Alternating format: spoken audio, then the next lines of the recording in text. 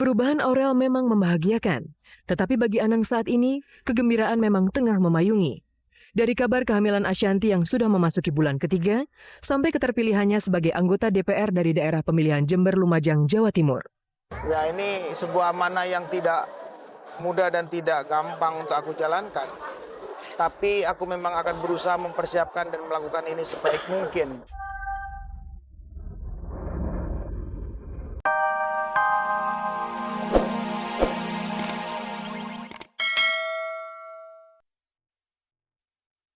Jika Dani ikhlas berpisah dari Dul, tidak demikian pada Al Ghazali. Minggu lalu, Al berangkat ke Hong Kong untuk syuting film selama 2 minggu. Di situ Dani mengaku dirinya sulit berpisah dengan Al meski hanya 2 minggu, dan karenanya sudah berencana untuk menyusul. Hari ini mau pergi dulu ke Hong Kong, mau bikin film perdana sih. Ini. Mama. Kangen lah. Mama. Aku kan nggak pernah pisah sama dia di antara pulau kan, nggak pernah pisah lama gitu. Paling keluar kota Jawa, paling cuma 2 hari doang. Nah ini kan cukup jauh ya. Ya pastinya kepikiran juga, makanya aku mau berangkat nanti nyusul. Kangen aku pasti.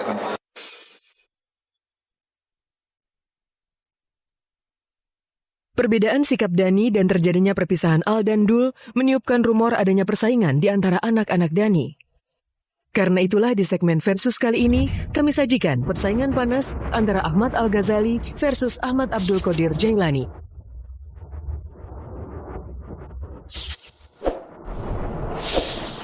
Pertama, sosok Al lebih digilai para gadis dibandingkan dengan Dul. Pesona Al memang luar biasa. Bayangkan saja, gambar bocah baru gede itu diburu hampir semua kalangan termasuk para artis cantik.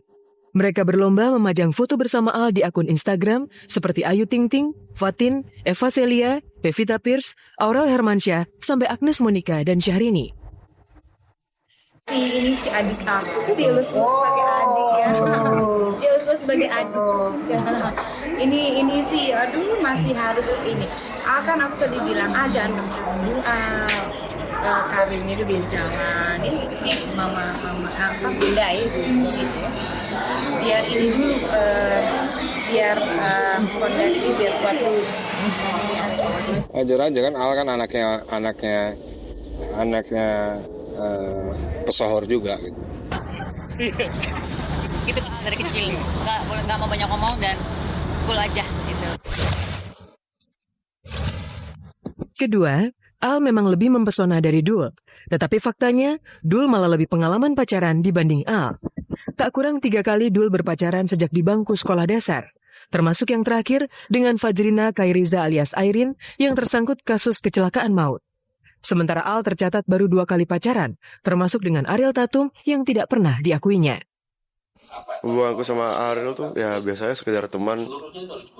Soalnya kan dia ada job, ada karir sendiri, aku juga ada karir sendiri. Dia mau fokus UN, aku juga masih fokus ke sekolah, jadi masih ngurus sendiri-sendiri. Masih belum niatan buat pacaran. Kalau pacaran ya kalau bisa memang sedini mungkin ya pacaran ya. Kalau saya sih nggak ada masalah buat pacaran. Karena saya dulu juga kelas 2 SMP juga udah pacaran gitu kan. Ketiga, Dul menjauhi hobi otomotif. Al sebaliknya justru makin menikmati koleksi mobil mewah. Kasus kecelakaan maut memang mempengaruhi Dul hingga tak lagi gila otomotif seperti Al. Sementara Al seperti pernah kami rekam, terlihat menikmati waktu luang mencuci mobil mewahnya.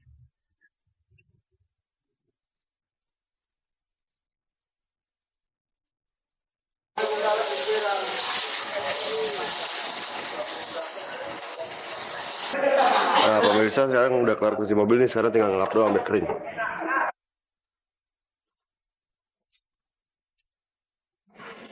Kalau suka di dunia otomotif itu dari kelas 2 SMP. Dulu sih sport, sekarang lebih ke elegan. Keempat, Dul memilih makin menekuni karir musik bersama band barunya, The Backdoor. Sementara Al memilih menekuni karir sebagai DJ. Dul dan The Backdoor setia di jalur punk rock dan grunge.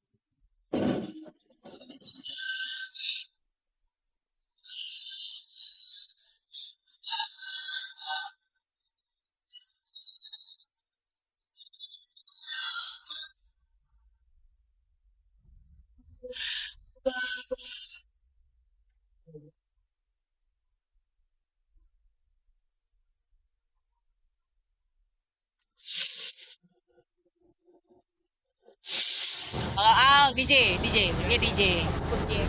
Dia memang dari awal cita-citanya pengen jadi DJ. Ya aku sempat tanya mau jadi DJ apa. Aku bilang jangan nanggung, jangan Indonesia, sekalian internasional. Kalau mau jadi DJ kayak David Guetta atau Armin van Buuren. Jadi sekalian yang internasional gitu loh. Kelima, Al dan Dul ternyata memilih investasi masa depan yang berbeda. Jika Al lebih minat menanam uangnya di dunia bisnis, Dul ternyata lebih tertarik investasi di bidang musik, termasuk di band The Backdoor. Kalau Al punya cita-cita untuk membangun bisnis, dia mau bikin bisnis garment dan restoran, uangnya yang akan buat modal itu. Saya ingin berjuang. Biasanya tuh orangnya berjuang, bro. Saya nggak mau ya musik tuh cuma numpang rekaman di studio ayah. Itu kayak nggak seru lah.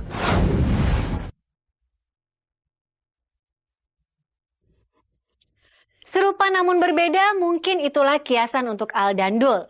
Keduanya besar dari rahim yang sama, namun memiliki dua watak yang berbeda yang justru saling melengkapi. Sementara itu kabar bahagia datang dari Anang Hermansyah. Di saat kehamilan Ashanty makin membesar, ia pun terpilih sebagai anggota DPR. Tak hanya itu, putri kesayangannya Aurel pun kini semakin cantik dan mempesona. Benarkah Anang ingin Aurel menjadi penyanyi mengikuti jejak Krisdayanti? Bagaimana kabar hamilnya Ashanty?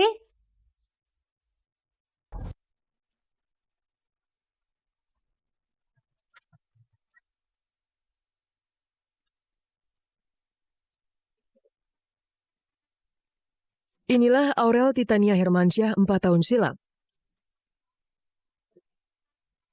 Dan inilah Aurel yang sekarang.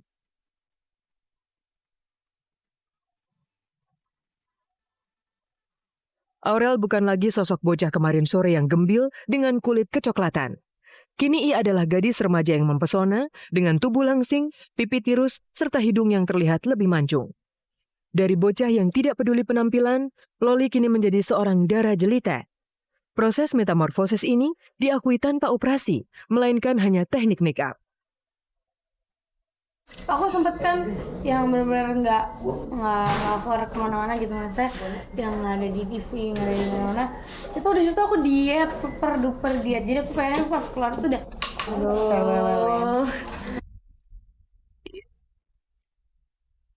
Gaya pergaulan Aurel pun berubah drastis, tak lagi seperti dulu.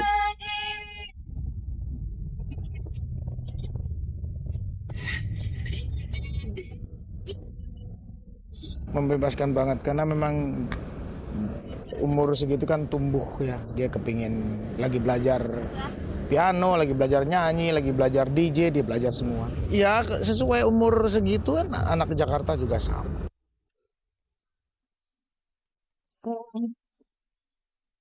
Perubahan Aurel memang membahagiakan, tetapi bagi Anang saat ini, kegembiraan memang tengah memayungi. Dari kabar kehamilan Ashanty yang sudah memasuki bulan ketiga, sampai keterpilihannya sebagai anggota DPR dari daerah pemilihan Jember Lumajang, Jawa Timur. Ya ini sebuah amanah yang tidak mudah dan tidak gampang untuk aku jalankan. Tapi aku memang akan berusaha mempersiapkan dan melakukan ini sebaik mungkin.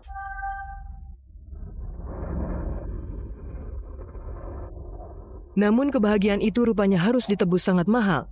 Kandungan Ashanty dinilai terlalu lemah dan dikhawatirkan bisa mengalami keguguran. Anang pun sigap memboyong istrinya untuk menjalani terapi pengobatan di Singapura.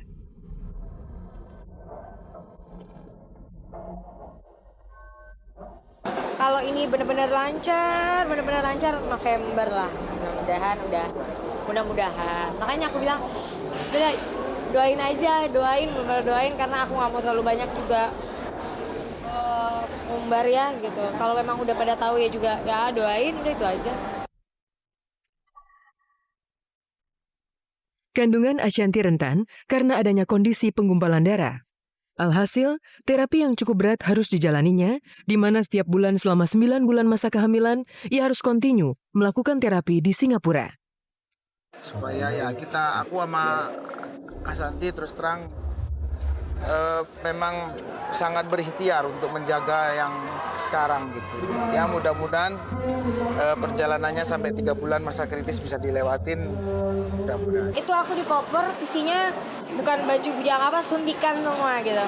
Suntikan, ada yang buat pengental darah, pengencer, ada yang buat hormon gitu-gitulah. Obat sehari bisa 30 biji.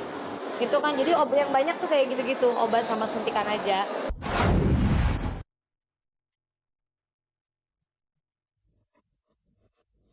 Pemirsa, 30 menit sudah saya Anastasia Vera menemani Anda menyajikan berita aktual yang disajikan secara mendalam. Simak terus kabar-kabari setiap hari Senin dan Kamis